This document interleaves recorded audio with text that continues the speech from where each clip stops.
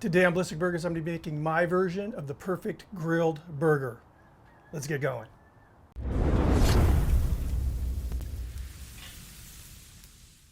So in my last video, I cooked up what George Motz considered the perfect grilled hamburger. It was a copycat of the Charcoal Inn burger out of the Charcoal Inn in Sheboygan, Wisconsin. And that inspired me to kind of cook up what I consider my perfect grilled hamburger. We're going to start off with a compound butter. I have some room temperature butter that I've cut up into like pads of butter.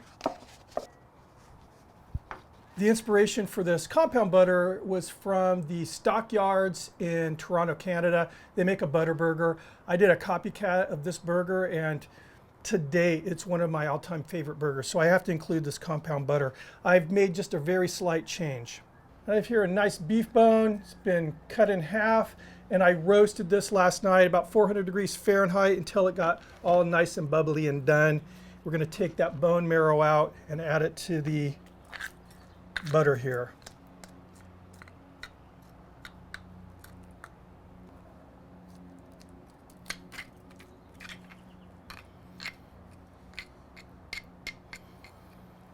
The next ingredient is going to be a red wine reduction, and this is a Pinot Noir that I reduced last night. To give you an idea of how much I reduced this, this is maybe a tablespoon and a half, 2 tablespoons, and it started out as 1 1/4 cups of wine. Got it on a stovetop in a saucepan, just got the heat going and kept it stirring until, look at this, it's a beautiful, beautiful reduction. Pour that in here.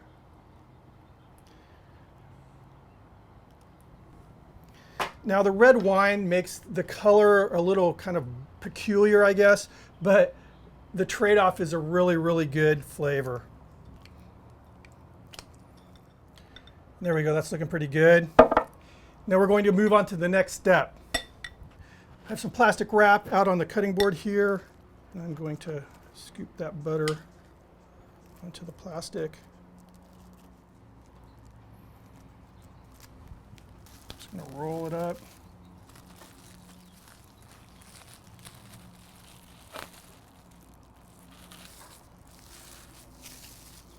And I just like to grab the kind of the tails of the plastic here and twist it as such.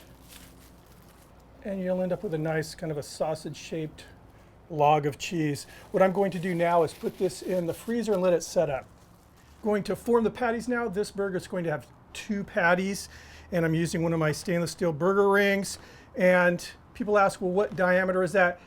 I have several rings. They range from 4 inches in diameter to up to 5.5, 6 inches in diameter. And I don't set out and say I'm going to make a 5.5 inch diameter burger today.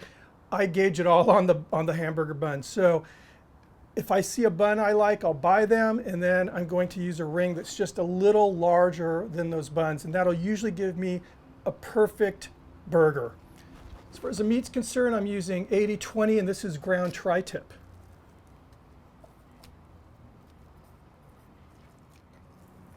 All right, and this is looking like probably 7.5, 8 ounces of meat. Now I'm placing another parchment on top. Whenever I'm grilling a hamburger on a charcoal grill, I like to have both sides nice and flat. That way it's going to really get a good crust. So I just do this. It increases the diameter very, very slightly. But the thing I like about doing this, and I'm just using a little bit of pressure, I'm not pressing real hard, is it'll just make it really nice and flat on top instead of all the crevices from my fingers and everything. There. So I'm going to repeat this for the next burger and then take it to the grill. Okay, both patties are formed. My buns have been buttered, which sounds freaky, but I think you know what I mean. We're going to go ahead and season these with just a little kosher salt, little coarse kosher salt. That's all it needs. It's going to be a lot of flavor going on with this burger. All right, grill's ready. Let's go ahead and have some fun here. So here's the setup we're using. Kettle grill. I have briquettes and a little bit of mesquite lump charcoal just to add a little extra flavor. I've got it banked up against the wall, then feathering out towards the center.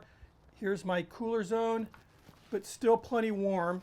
And then here's my extremely hot zone right here. I'm gonna start off with some bacon, not just any bacon.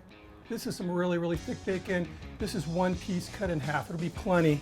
This bacon doesn't shrink a lot, and it's a lot of bacon here, actually. It's probably the equivalent of 2 whole slices as far as meat. So get these on here. So I'm just gonna keep this stuff flipping. So I do not want it to get all burned.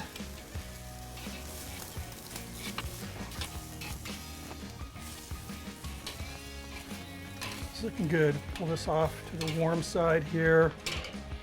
Get those tri-tip patties down.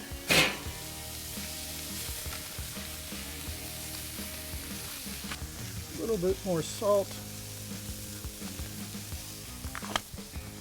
I have here those buttered buns, and these are sesame seeded brioche. I've never seen these before, so it was a no-brainer.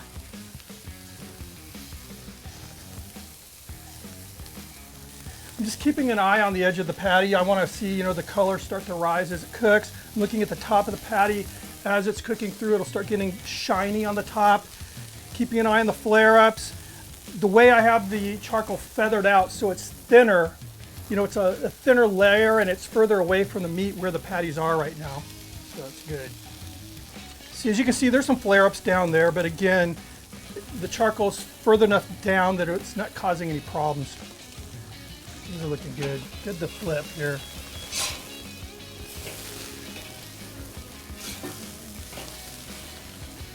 Now I have some paper thin white Vermont cheddar. Buns are looking good. Take that butter. Burger's getting really close. I'm going to lay down some butter leaf lettuce. Getting a little homage to the stockyards in Toronto.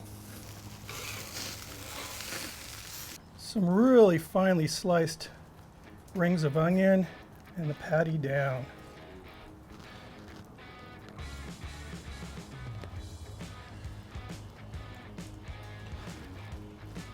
Lay that bacon down.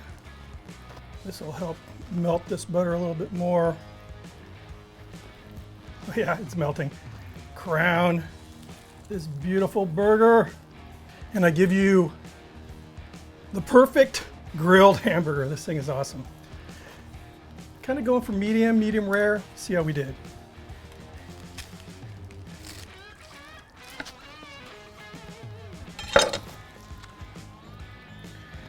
Here we go.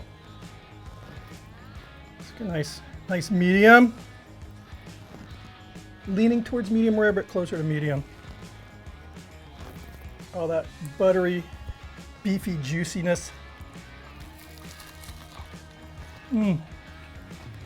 So this burger is what I describe as a very simple burger disguising itself as a gourmet burger.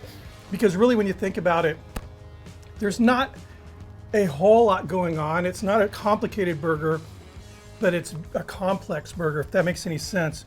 So freaking juicy.